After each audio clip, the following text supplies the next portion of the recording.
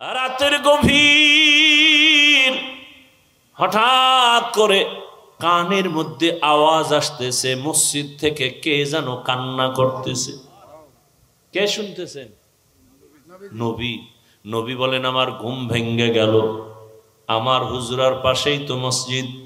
আমি সজাগ হইয়া বের হইলাম, বের হইয়া দেখি মসজিদের মধ্যে দাঁড়ায় দাঁড়ায় একজনে কাঁদে নামাজের হালাতে।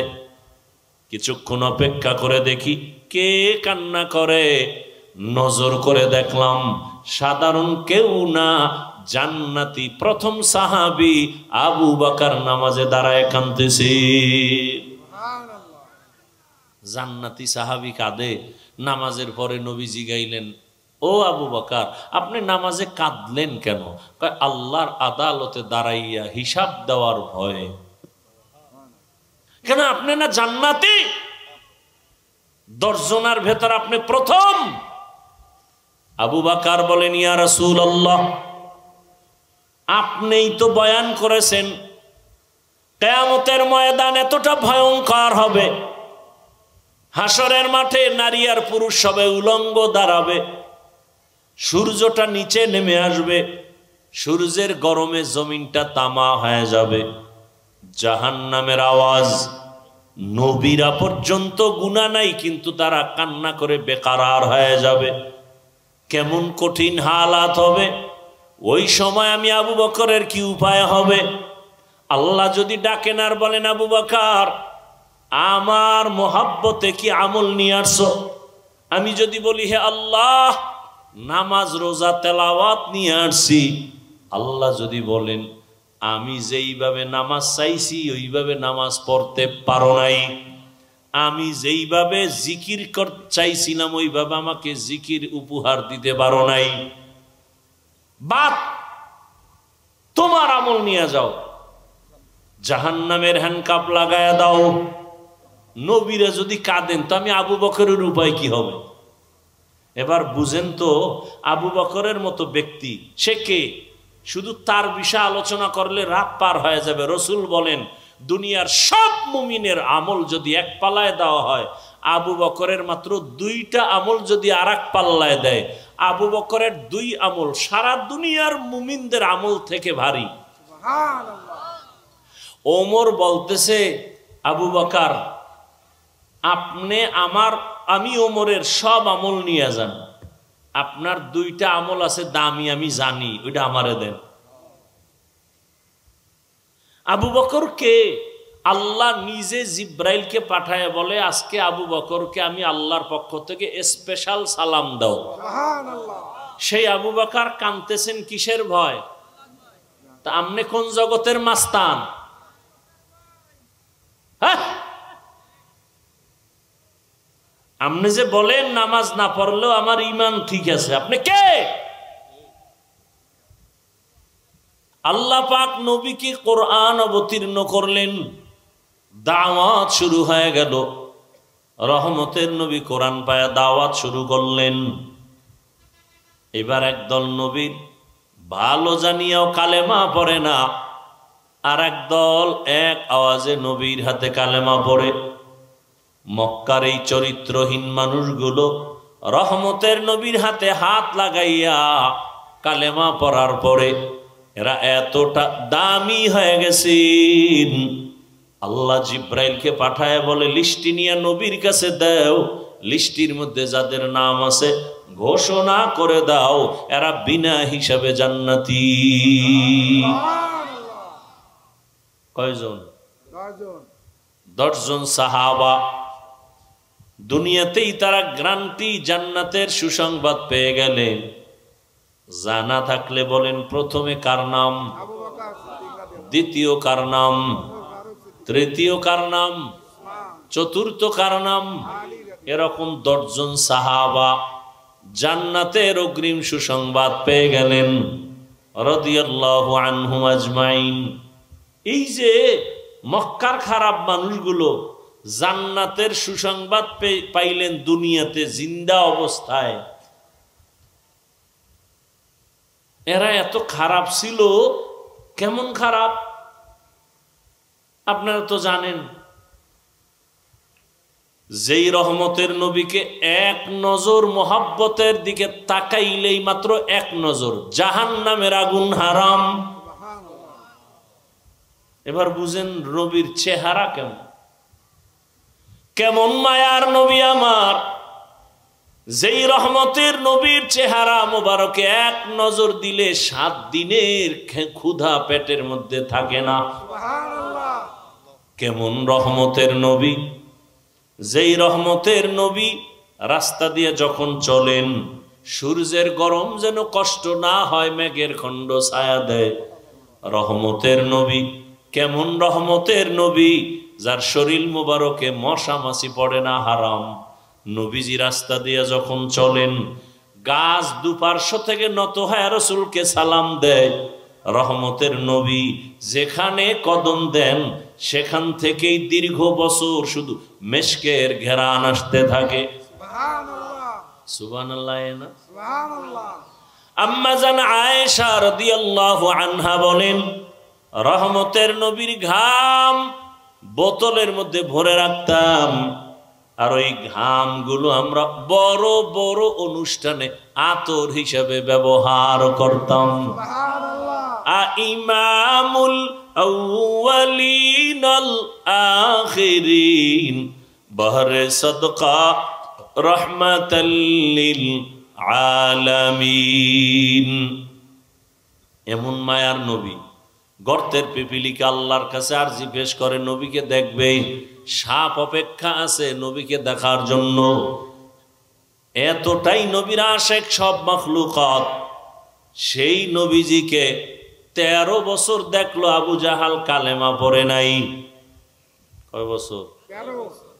নবীর সামনাসামনি দেখছে, কথাও শুনছে, বয়ানও শুনছে, কালেমা পড়ে নাই। হাতের মুষ্টিতে পাথর নিয়ে কয়, এই আব্দুল্লাহর ছেলে, নাম কি? সাল্লাল্লাহু। আমার হাতের মধ্যে কি আছে বলো তো? বললে কি হবে? বললে তোমারে পুরস্কার দেব। কি দিবা? বলে আমি তোমাকে কালেমা পড়ে তোমার নবুয়তকে মেনে নিব। নবী বললেন, আমি তো বলতে পারি না আপনার হাতে কি আছে। কেন? বলে আমি গাইবের মালিক না। গাইবের মালিক কে? আল্লাহ। তবে নবী বললেন, হাতের মধ্যে যা আসো তোর একটা আওয়াজ দে। নবীজি কথা বলা মাত্র পাথরগুলো কালিমায়ে শাহাদাতের আওয়াজ দিল। এত বড় নিকৃষ্ট বেঈমান আবু জাহাল পাথরগুলো মাটিতে ফেলে বলে, তুমি বড় জাদুকর। অন্যদিকে 27 বছরের এক যুবক সন্তান, কয় বছর? 27। তরবারি নিয়ে দৌড়ায় আমার নবীকে জবাই করার জন্য। রহমতের নবীকে দেখা মাত্র তরবারিটা ফালাইয়া রহমতের নবীর সামনে গিয়া ক্ষমা চাইয়া কালেমা পড়ে মুসলমান হয়ে গেলেন। কয় বছরের যুবক? 27। নবীরে জবাই করতে যায়। এবার বুঝেন কত খারাপ। লাভ কি? 100 লাল উট পুরস্কার পাবে। পুরস্কারটা দিবে কে? আবু জাহাল। 27 বছর বয়সে নবীকে জবাই করার জন্য যায়। বুঝেন যে কতটা খারাপ ছিল তার। সেই ওমর, নাম কি? সেই ওমর এখন কালেমা পড়ে কতটা দামি হয়ে গেল। কালেমা পড়িয়েই বাইতুল্লাহর পাশে তরবারি নিয়ে দাঁড়ায় গেল, ভাষণ দিয়া দিল, এই মক্কার কাফের মুশরিকেরা, মুহাম্মদের বিরুদ্ধে কথা বললে আমার সামনে দাঁড়া, আমার তরবারি তোমাদের জন্য যথেষ্ট। নবী কলিজা দিয়া দোয়া করলেন, আল্লাহ ওমরের এত পাওয়ার দান করেছেন, ওমর এখন যেই রাস্তা দিয়া চলে শয়তান ওই রাস্তায় আসে না। ওমরের দেখলেই দৌড়। এটা চিন্তা করেন তো 1 মিনিট, এই ওমর কেমন ওমর? শয়তান আল্লাহর সামনে চ্যালেঞ্জ দিয়ে সেজদা করে নাই আদম রে। এত বড় নিকৃষ্ট সে, ওমরের দেখলে দৌড়ায়। 27 বছর বয়সে নবীকে জবাই করার জন্য যায়। এবার বুঝেন কতটা খারাপ। লাভ কি? 100 লাল উট পুরস্কার পাবে। পুরস্কারটা দিবে কে? আবু জাহাল। 27 বছরের যুবক সন্তান। কয় বছর? 27। নবীরে জবাই করতে যায়। এবার বুঝেন কতটা খারাপ। যুবক ছেলেটা মদের বোতল নিয়ে রাস্তা দিয়ে হাঁটে, হঠাৎ করে নজর করে দেখে অপর পার্শ্ব থেকে ওমর আসতেছে। যুবক ভয়, যদি ওমর দেখে আমার হাতে মদের বোতল তো কল্লা ফেলে দিবে। বোতল ফালাইয়াও দিতে পারে না, ওমরের নজর লেগে গেছে। মনে মনে আল্লাহরে ডাক দিছে, আল্লাহ মইরে গেল আর মদ খামু না, ওমরের হাত থেকে আমাকে বাঁচাও। ওমর কাছে আসছেন, একাই যুবক মদের বোতল, আর বোতলটা আমার হাতে দাও। কি আছে তো জানি না, দেখি। যুবক তো কাঁপতেছে, দাও। যুবক তো দিল থেকে আল্লাহকে ডাকছে আর তওবা করছে। দিলের কান্না বড় দামি, দিলের তওবা বড় দাম। আমরা তো তওবা করি চোরের মতো। চোরের যখন বেতের বাড়ি দেয় ওকে আর জীবনে চুরি, কিন্তু যে ভিডায় মনে মনে কয় সুযোগ পাইলে তোরেও ছাড়ব না। যুবক তো তওবা অন্তর থেকে করে ফেলছে। বোতলটা ওমরের হাতে যাওয়া মাত্র ওমর তাকায় দেখে এক ফোঁটা মদও নাই, পুরা বোতলে সাদা দুধে ভরা। শুধু কি তাই, ওমর তো নাই, ১৫০০ বছর হয়ে গেল, এখনো সে ওমরের পাওয়ার, এখনো যে নাম রাখছে ওমর দেখবেন সে খুব গরম, যার নাম আবু বকর সে খুব নরম। শুধু তাই না, আমি বলে গেলাম পারলে আমল করেন, করবেন না তো কপাল খারাপ। প্রতিদিন যদি কেউ ঘুমের আগে অজু সহকারে ঘুমায় আর বুকের উপরে খালি আরবিতে ৩টা অক্ষর লেখে, আইন মিম রা ওমর, এটা আঙ্গুল দিয়ে যদি বুকের উপরে লেখে ঘুমায়, মৃত্যুর আগের দিন পর্যন্ত কোনোদিন ঘুমে স্বপ্ন হবে না, দোষের স্বপ্ন হবে না, খারাপ কিছু দেখবে না স্বপ্নে। খালি ওমরের নামটা আইন মিম রা ৩টা অক্ষর বুকে লিখবে আঙ্গুল দিয়া। এবার বুঝেন ওমর বেডা কেডা, বুঝেন না রসুলকে জবাই করতে যায় কত বড় টপ লেভেলের টেরোরিস্ট।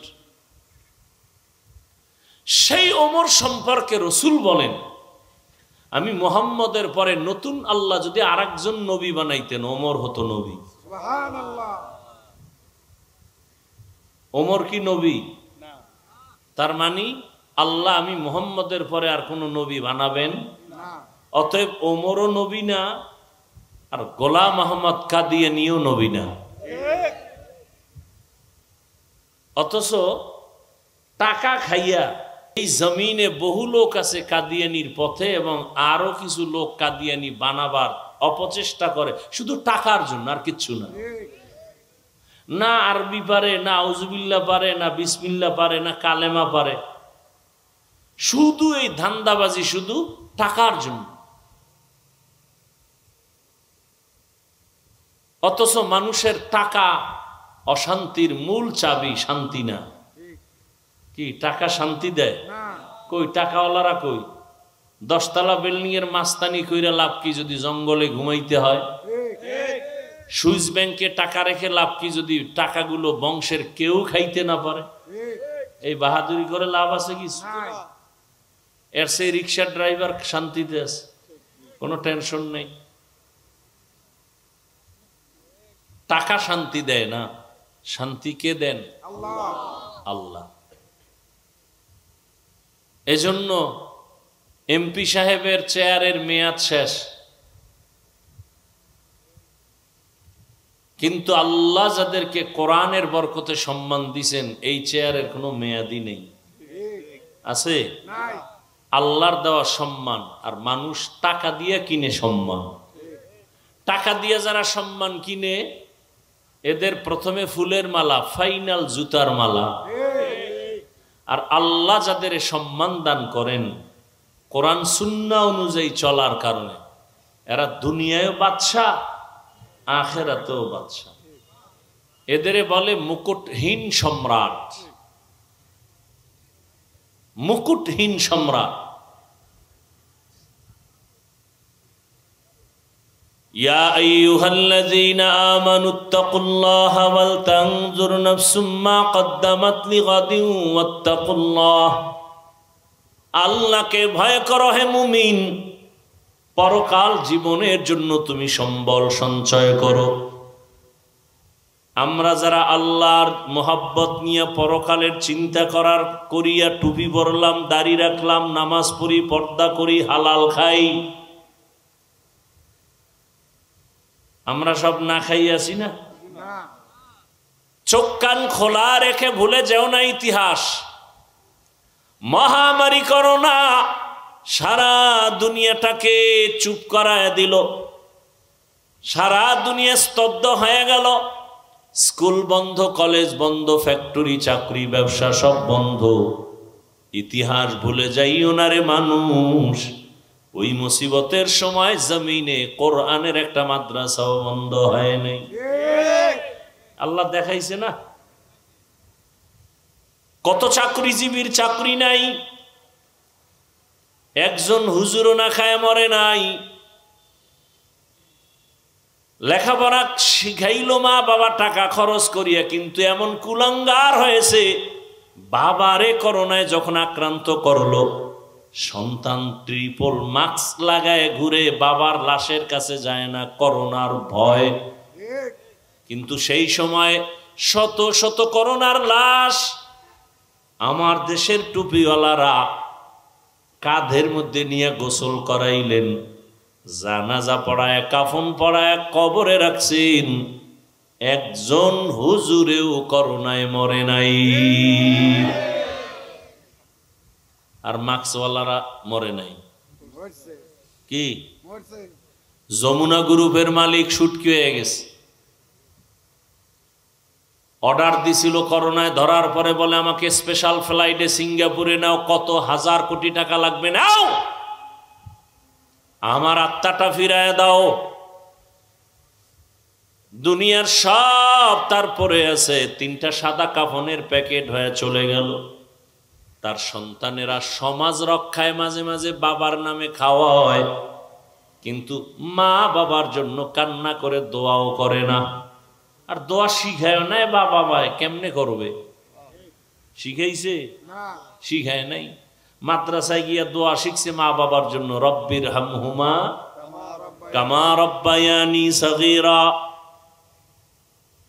এখন সে মা বাবার জন্য দোয়া করে। আর যারা কোরআনের রাস্তায় তালা লাগায়, জেনারেল পথে দৌড়াইছে আল্লাহরে বাদ দিয়া, এরা দোয়া শিখে না, এরা শিখছে দুনিয়ার লাইনের কবিতা। ক্রিং ক্রিং টেলিফোন, হ্যালো হ্যালো হ্যালো, কে তুমি, কাকে চাও, বলো বলো বলো, এই আবল তাবল। দেখেন একটা ছেলে স্কুলে গিয়া পরে সরেওয়া, সরোয়া, সরায়া, এটার আবার ব্যাখ্যা বানাইছে। সরায়াতে অজগর, সরায়াতে আপা। কি আমি বানায় বলতেছি? ঠিক এই অক্ষরগুলো মাদ্রাসায় গিয়া যখন পড়ে তখন শিখে। সরাতে অজু, সরায়াতে আল্লাহ। দেখছেন নি ব্যবধান? কথা কন না কেন? আকল নষ্ট হয়ে গেছে নাপাক খাইয়া। যার চোখে চশমা লাগানো, গ্লাস কালো, সে প্যান্ডেলে ঢুকেই বলে যে বাতি কালো কেন? সমস্যা বাতির না চোখে গজব? এই নারীবাদীরা রাস্তায় নামছে, অধিকার চায়। কে তোমাকে অধিকার? তো ইসলাম অধিকার দিয়ে দিছে পুরুষের থেকে বেশি সম্মান ইসলাম দিছে। পৃথিবীর কোন ধর্মে নারীর সম্মান দেয় না, নারীকে করছে অপমান। হিন্দুদের ধর্মে নারীর উপরে জুলুম, খ্রিস্টান ধর্মে নারীর উপরে জুলুম, ইহুদি ধর্মে নারীর উপরে জুলুম। একমাত্র ইসলাম নারীর সম্মান বাড়িয়েছে। এখন যারা চরিত্রহীন লম্পট, ওরা নারীদেরকে রাস্তায় নামাইতে চায় পণ্য হিসাবে ব্যবহার করার জন্য। নারীরাও পাগল হয়ে রাস্তায় নামতেছে, আর ধর্ষিতা হচ্ছে, এসিড মারতেছে। স্বর্ণ কেউ রাস্তায় ফেলায় রাখে? স্বর্ণর থেকেও দামি নারী।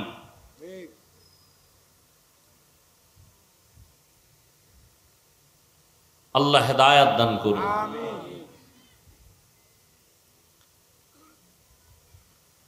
দুনিয়ার পেছনে পড়ে আজ না দুনিয়া পাইল না আখেরাত পাইল। যারা দুনিয়ার পেছনে দৌড়ায়, নামাজ রোজা বাদ দিয়া, এরা দুই জিনিস চায়। কি চায়? এক নম্বরে চায় শান্তি আর চায় সম্মান। কয় জিনিস চায়? একটাও নেই। যারা আল্লাহকে বাদ দিয়া শুধু দুনিয়া দুনিয়া, নামাজে দাঁড়াইয়াও দুনিয়া, এগো খোঁজ নেন, শান্তিও নাই, সম্মানও নাই। জুতার মালা গলায় দিয়া এটা সম্মান? কথা বলেন। টাকার অভাব নাই, বাড়ি গাড়ির অভাব নাই, কিন্তু শান্তি নেই।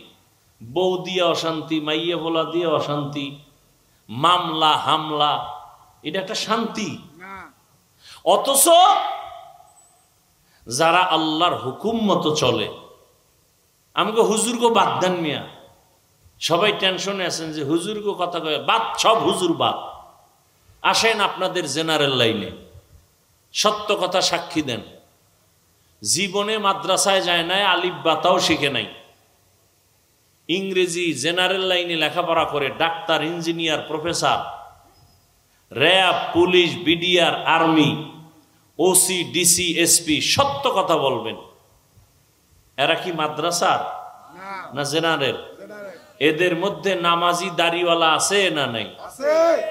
এরা অসম্মানে আছে না সম্মানে? হুজুর বাদ দেন।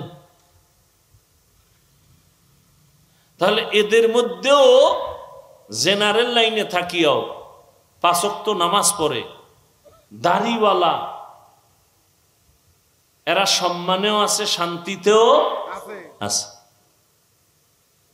চোখের সামনে দেখায় দিলাম, এরপর কপাল খারাপ। ওই যে আবু জাহাল 13 বছর নবীরে দেখছে, কালেমা পড়ে নাই।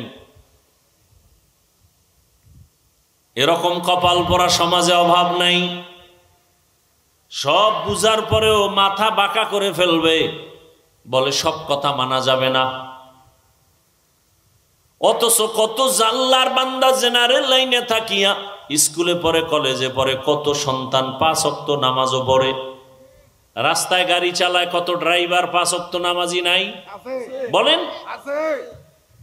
মাগুরা শহরের ভিতরে কত বড় বড় ব্যবসায়ী জেনারেল লাইনে বাংলা শিক্ষিত, 5 ওয়াক্ত নামাজ পড়ে, অনেক বড় দাড়ি। নদীর মধ্যে মাছ ধরে কত মানুষ নামাজ পড়ে। ও আল্লাহর গোলাম, তুমি কেন পড়ো না?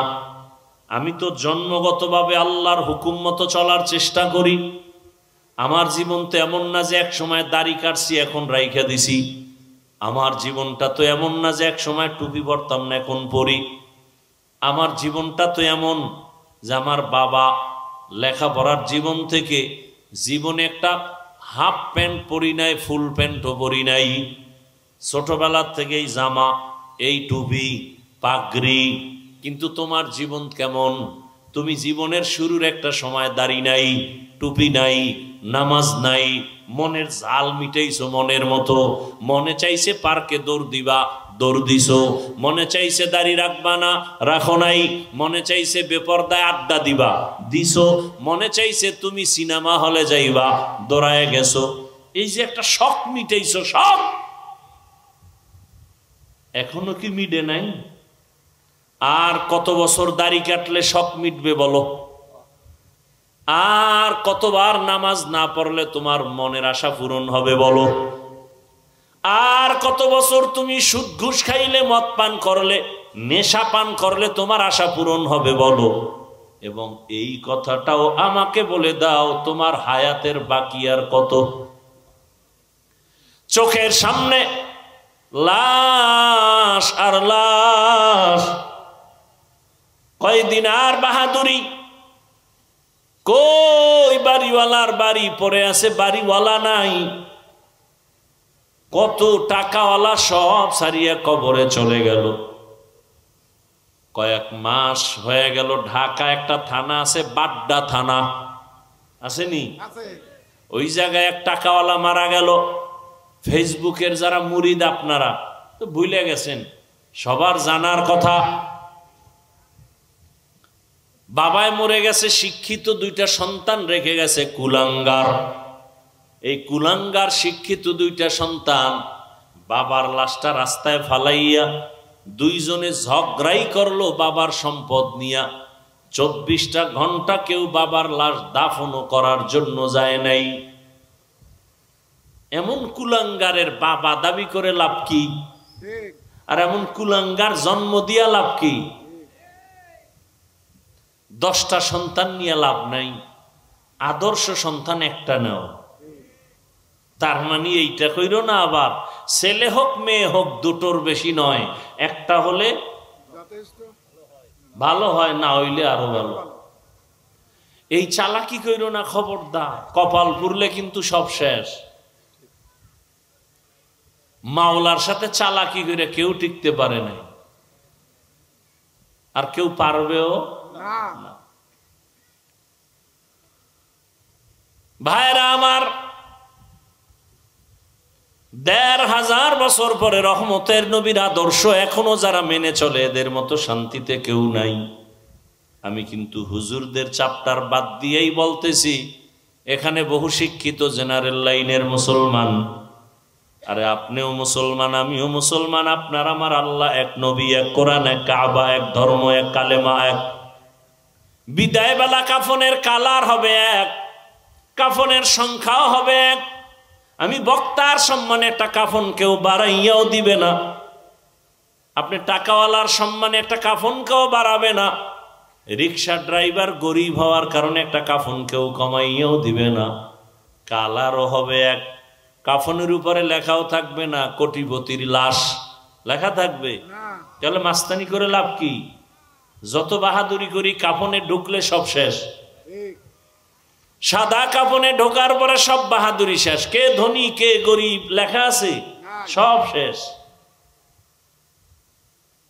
এই বাহাদুরি কবরে যাওয়ার আগেই দেখায় গেল নাই, কাফনে ঢুকছে সব শেষ। এখন এটা কি গোলাম না মালিক, ইমাম না মুক্তাদি, ডাক্তার না রুগী, খবর নেই, সব এক হয়ে গেল। এবার কবরে রাখার পরে প্রশ্নও কিন্তু রবের পরিচয় দাও, ধর্মের পরিচয় দাও, রাহমাতুল্লিল আলামিনের পরিচয় দাও। কবরে নেওয়ার পরে জিগাইব না তুমি কি পীর সাহেবের মুরিদ, জিগাইবে? জিজ্ঞাসা করা হবে না তুমি তাবলিগওয়ালানি, তুমি কওমিওয়ালা, তুমি কি মাদ্রাসায় পড়ছো, তুমি কোরআন শরীফ পড়ছো, তুমি হাফেজে কোরআন, তুমি মাওলানা, তুমি মুফতি না মুহাদ্দিস, জিগাইব? প্রশ্ন তিনটা সবার বেলায়, আমাকে আপনাকে একই। এই রবের পরিচয় দাও, ধর্মের পরিচয় দাও, রাহমাতুল্লিল আলামিনের পরিচয় দাও। এই তিনটা প্রশ্নের জবাব যারাই দিবে, নবীজি বলেন তার কবর হবে রাউযাতুম মির রিয়াজিল জান্নাহ। আর যারা এই তিন প্রশ্নের জবাব দিতে পারবে না, সে যত বড় ফাগরিওয়ালা হোক না কেন, তার কবর হবে হুফরাতুম মিন হুফারিন নার, জাহান্নাম। এখন জবাব দিতে কারা পারবে? আমরা হুজুরেরা? কথা বলেন না কেন? আরে মিয়া, হুজুর বাদ দেন। যারা জান্নাতের টিকিট হাতে পেয়েছেন, একটু আগে বলছিলাম না, জান্নাতের টিকিট হাতে পেয়েছেন কে? আবু বকর, ওমর, ওসমান, আলী। সেই আবু বকর সম্পর্কে শুনেন, রহমতের নবী বলেন, আমি যে আম্মা জান আয়েশা রসুলের স্ত্রী, তার হুজরায় যে ঘুমান, রসুলের এই হুজরা আর মসজিদ একই দেওয়ালের এপার ওপার। তা কি এরকম বিল্ডিং নাকি? আরে খেজুর পাতার ঘর মিয়া। নবীজি বলেন, আমি এশার নামাজ পড়ে ঘুমিয়ে গেলাম। নবী ঘুমাইলে চোখ বন্ধ থাকে, কলব ঘুমায় না। নবী বলেন, মাত্র ঘুমে গেলাম, রাতের গভীর, হঠাৎ করে কানের মধ্যে আওয়াজ আসতেছে, মসজিদ থেকে কে যেন কান্না করতেছে। কে শুনতেছেন? নবী। নবী বলেন, আমার ঘুম ভেঙ্গে গেল, আমার হুজরার পাশেই তো মসজিদ। আমি সজাগ হইয়া বের হইলাম, বের হইয়া দেখি মসজিদের মধ্যে দাঁড়ায় দাঁড়ায় একজনে কাঁদে। নামাজের হালাতে। কিছুক্ষণ অপেক্ষা করে দেখি কে কান্না করে।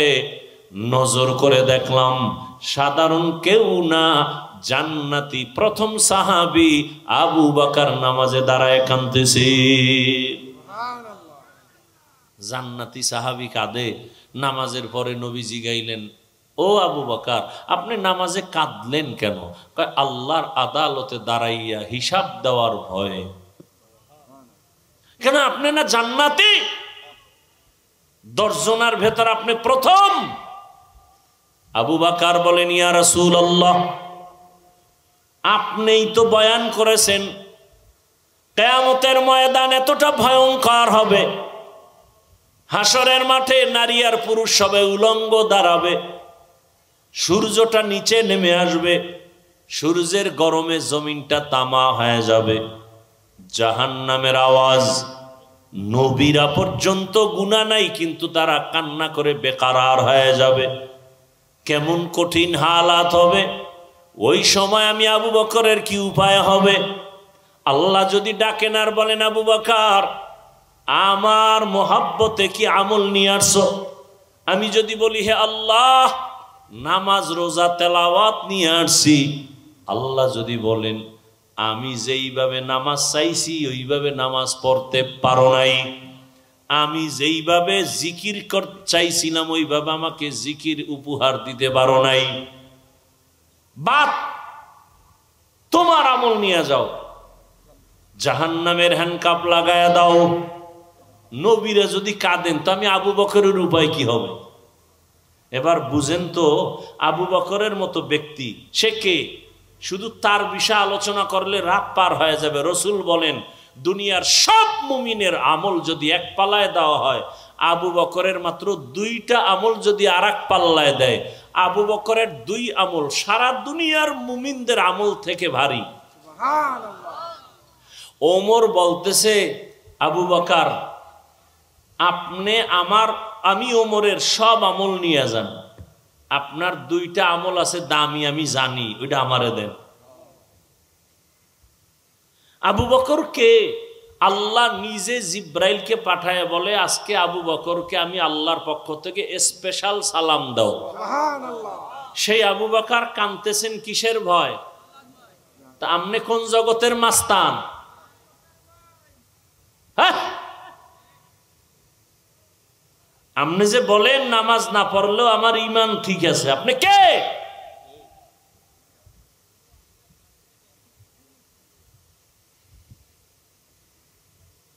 আল্লাহর ভয় কিচ্ছু নাই। সুদের সাথে যারা জড়িত এদের হজ কবুল হবে না, নামাজ কবুল হবে না, রোজা কবুল হবে না, দান সদকা কবুল হবে না, তওবা না করা পর্যন্ত একটা মোনাজাত জীবনে কবুল হবে না। আপনি 1000 বার হজ করেন, একটা লাব্বাইকও কবুল হবে না। বরং 24 ঘন্টার সেকেন্ডে সেকেন্ডে সেকেন্ড অল টাইম কবিরা গুনাহ। তওবা না কইরা যদি কেউ মরে, চিরস্থায়ী জাহান্নামী। কয়দিন? চিরস্থায়ী। বুঝা মিলের পর হারাম খাইও। সুদখোরেরা যত মোনাজাত দিবে, একটা মোনাজাতও মৃত্যুর আগ পর্যন্ত তওবা না করলে কবুল হবে না। কোটি কোটি টাকা দিয়ে যদি মাদ্রাসা মসজিদ বানায় দেয়, 1 বিন্দু সওয়াব পাবে না।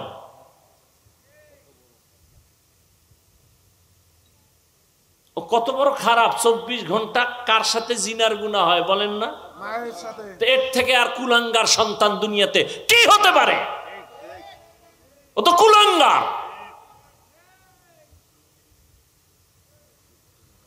ও তো ভালো সন্তান নয়।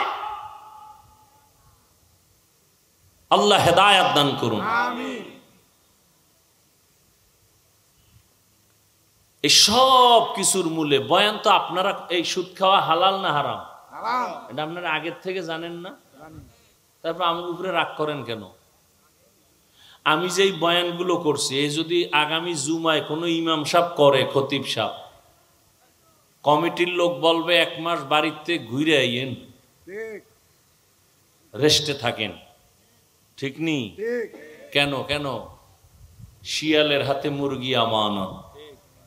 কার হাতে আমানত? শিয়ালের হাতে।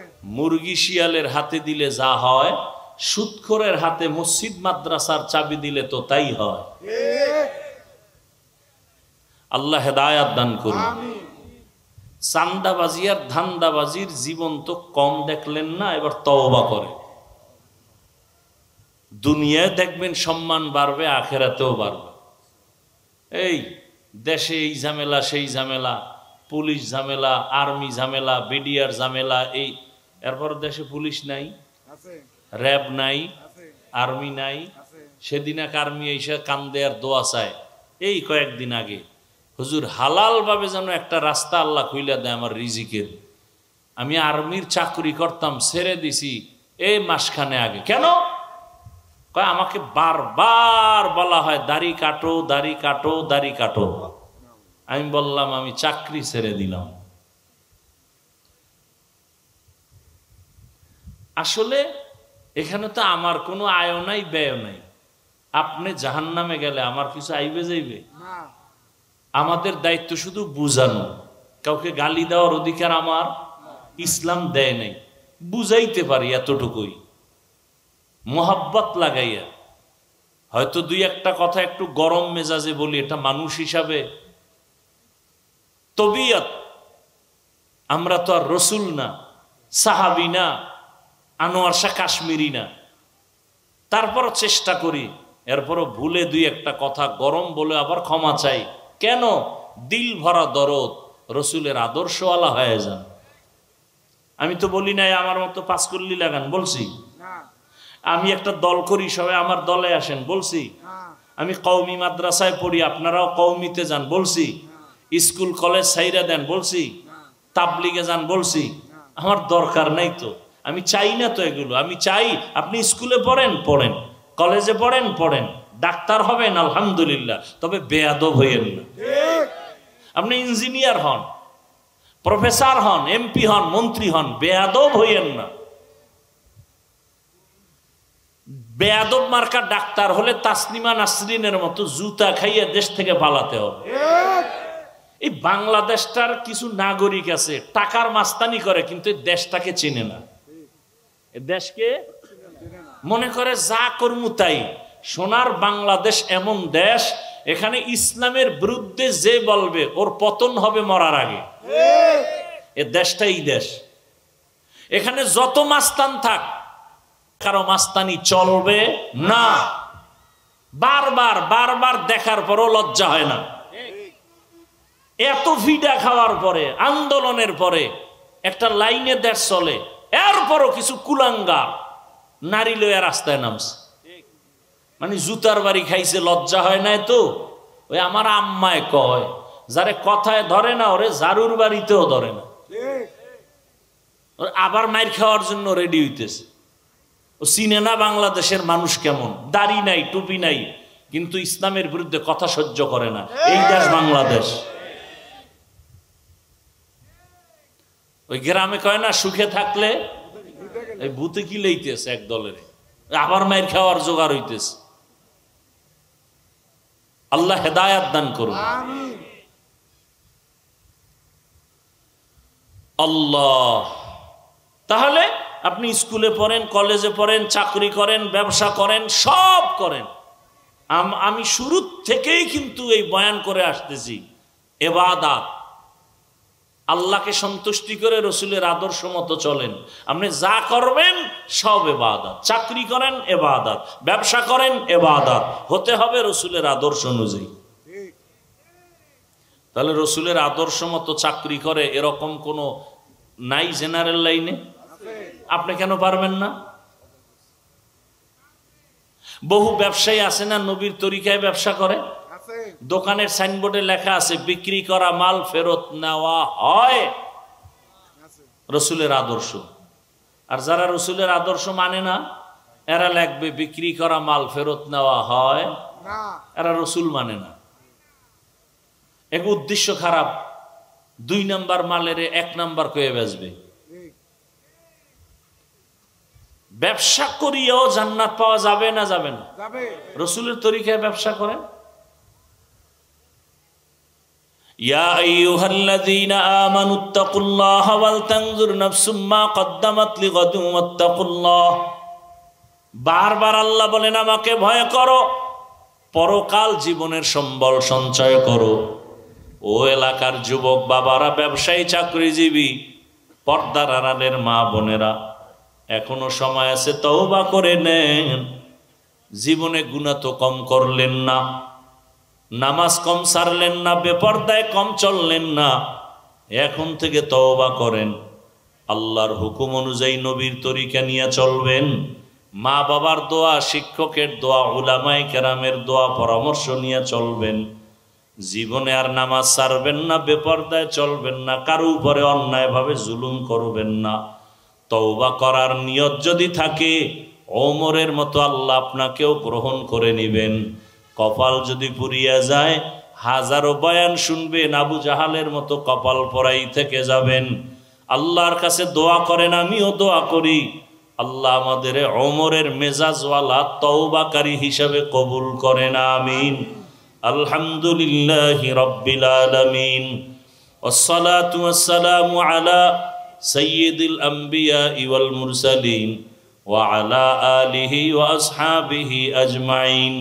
ইয়া আরহামার রাহিমিন, ইয়া আরহামার রাহিমিন, ইয়া আরহামার রাহিমিন।